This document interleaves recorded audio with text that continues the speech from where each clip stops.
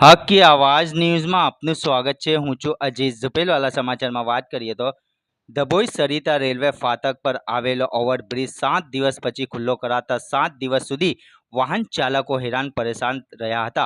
Dabhoi Sarita railway ફાટક overbridge આજથી ફરી વાહનો ધમધમતા થયા। Dabhoi Vadodara statue of unity સહિત તીર્થક્ષેત્ર ચાંદોદ કરનારી માટે રાહતના સમાચાર। ગત રાત્રિના સમયથી ઓવરબ્રિજ ખુલતા વાહન ચાલકોમાં ખુશીની લહેર। ઓવરબ્રિજ બંધ હોવાના કારણે ડ્રાઇવર્ઝન આપવામાં આવ્યું હતું। લોકોને 10 થી 12 કિલોમીટર ફરીને જવું પડતું હતું। સરિતા રેલવે ફાટક ઓવરબ્રિજ શરૂ થતાં હવે વાહન ચાલકોને ફરીને જવું નહીં પડે। ડભોઈ શહેરમાં ટ્રાફિકનું ભરણ ઓછું છતાં નગરજનો પણ 7 દિવસ હતા પરેશાન। ગત રાત્રિના રોજ ઓવરબ્રિજ ખુલતા જ ડભોઈ નગરના લોકો અને વાહન ચાલકો પરેશાનીમાંથી મુક્ત થયા હતા। રિપોર્ટ રફીક મંસૂરી।